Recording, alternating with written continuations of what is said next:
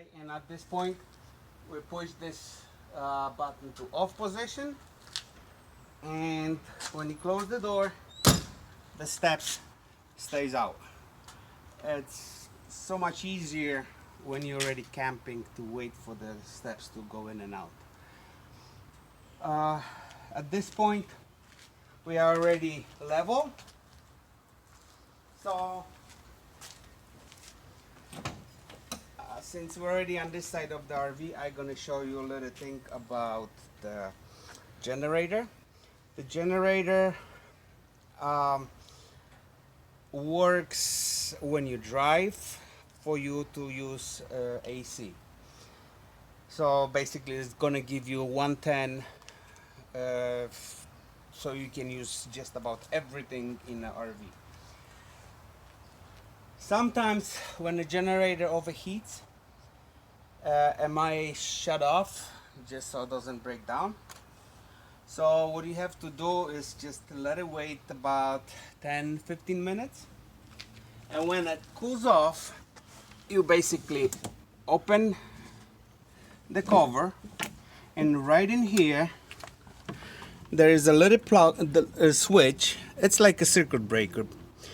You push it, you pull it towards you, and that resets the generator. Now you put the cover back on and you're ready to go again. The cover always have to be on, other words the generator not gonna have enough air because there's a little fan inside that cools it off. So the air has to circulate. Cover always on, remember that. And again we go on this side.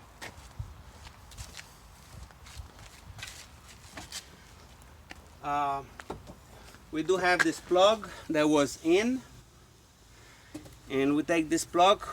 This is 30 amp plug that gets hooked up to the shore power, which most likely any RV spot should have it. And if you're gonna see that this plug doesn't fit because the shore power that you have available is 50 amps, then we have a little gizmo like this. So you plug in your 30 amps right here, and you plug this into the 50 amps, and that would, you're still gonna draw only 30 amps. However, it's somehow this thing lower down the amps for your need. Because we are on a driveway, we are using a regular plug, which is 110, just a regular extension cord. If you want to camp on your friend's driveway, you can do that just by doing this. And this is a 30 amp. You plug it in together and you're done. And again, when you leave, you take this thing off, either from here or from the shore, and plug it back in. So you're gonna be on the way. So your generator will be able to give you 110. Right here is your dumping station. So basically what you do is you pull this. I believe this thing goes to about 15 feet. If not, there's another extension in another compartment that you can do. But most of RV places, you don't have to go more than 5 to 10 feet. You basically open the cover. You twist this hose, you pull it, so this end goes into the hole in the ground. It's either right next to your spot, or sometimes you have it on the way out. They do have dumping stations, but doesn't matter which state park you go to or which RV campground you go to, they always have place to dump it. So you plug this into the hole in the ground.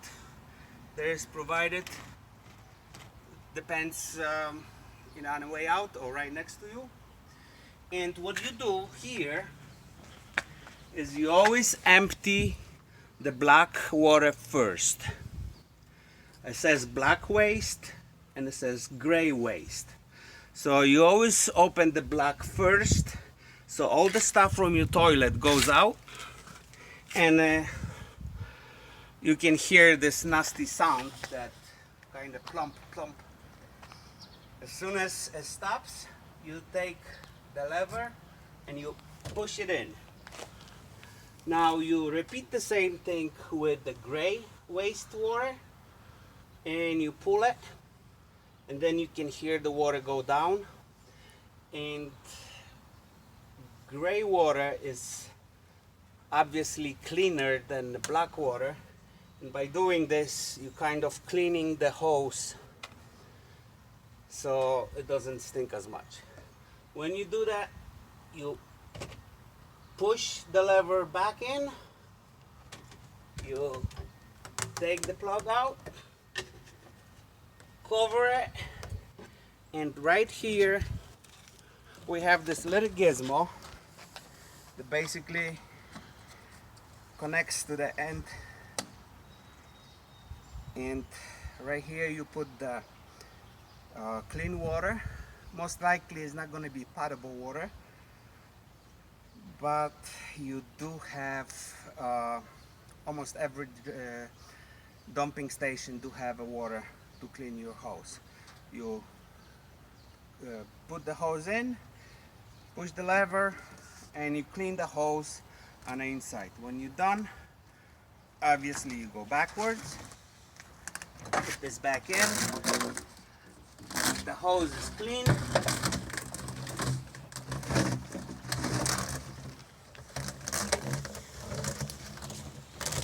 You try to snake it together so it will fit. And you're done with the water.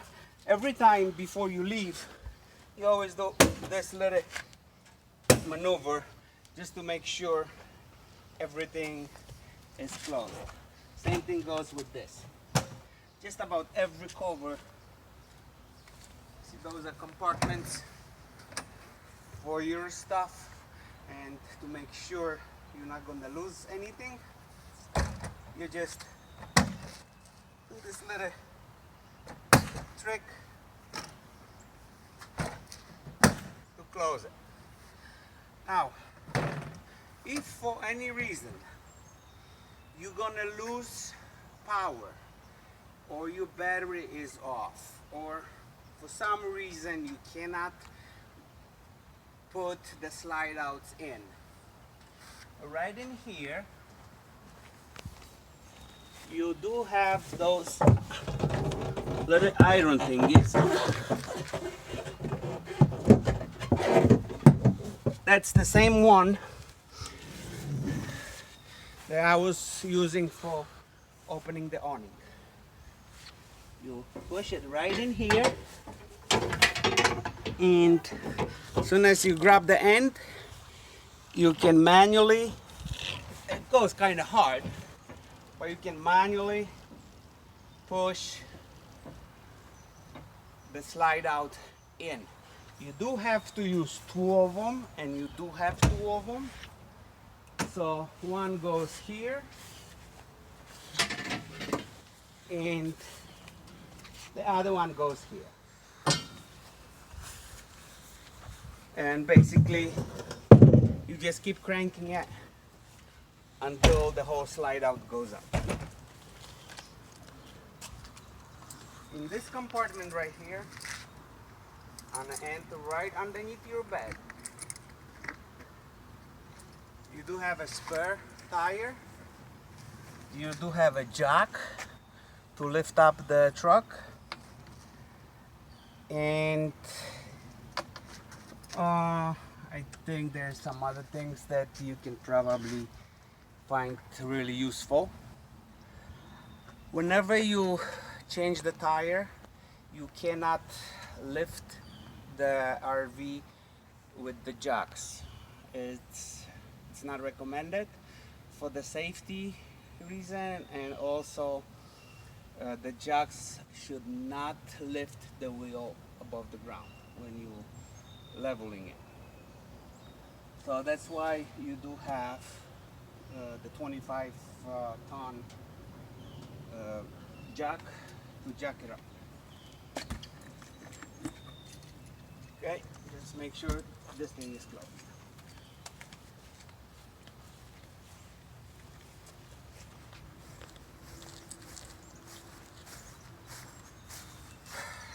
Right here, I know it's kind of useless, but I gotta show you this anyway.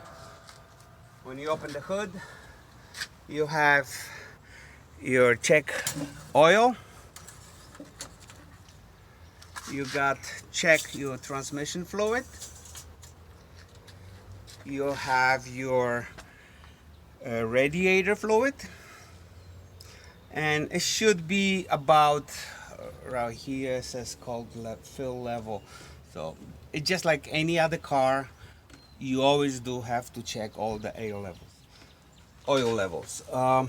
Right in here, there is a windshield washer fluid.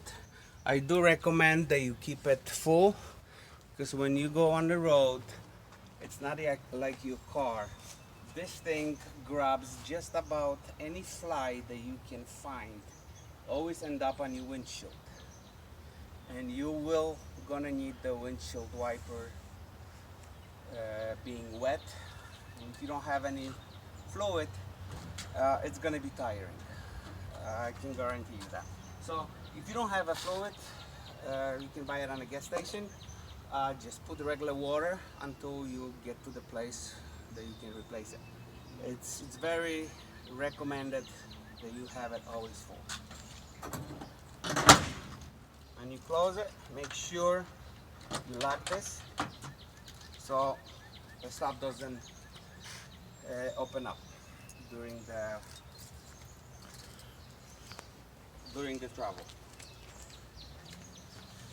And right in here in the front compartment, you do have propane gas. If you gonna go really low, you're gonna use a lot, especially the stove or the oven or refrigerator. Your refrigerator also works on gas, if just in case you don't have electricity. It works on propane. So here is a nozzle to fill the propane. You have to go to the place that fill RVs. Not every place does that, but most of the places, when you go, just ask somebody, they will tell you where is the closest one. And when you're done camping, you basically try to reverse everything. You go inside, you lift the jacks up, and to be able to do this, unfortunately you have to start the car, or at least have it ignition on, and make sure the e-brake is pushed in. It's always on. Without the e-brake, you will not be able to pull back the slide outs and retrieve the leveling jacks. As soon as you bring everything out, you're basically ready to go. So let me just go and do it really fast. And as you can see,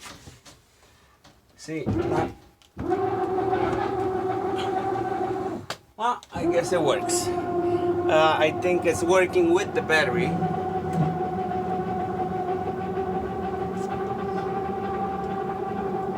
So basically you pull everything in. Okay, you start the truck.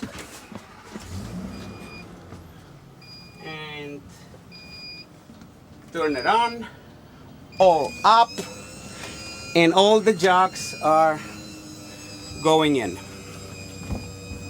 So you're just about ready to go. Obviously you gotta bring the bedroom side in,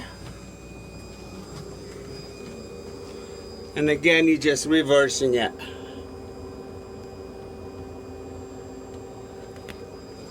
Okay, when you're in, the jacks are still going up.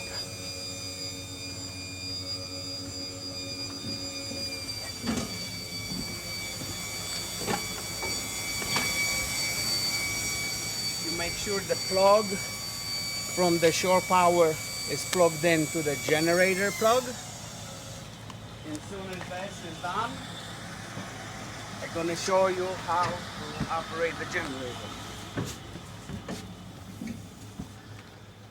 To run the generator, you have to push stop side of the button just to prime it. So you push it a little bit, you're gonna see a little numbers coming out. That means the generator is primed. And then you push the start side. Okay, now the generator is working, so is our AC. So is the microwave. You can run your TVs, and every outlet will work just like you would be plugged into the shore power. As soon as this is done, you make sure you plug this, you push this step to the on position. You close the door.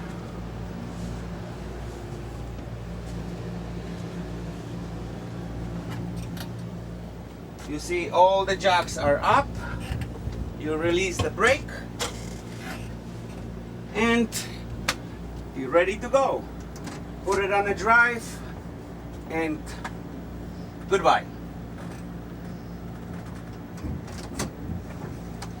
That's it.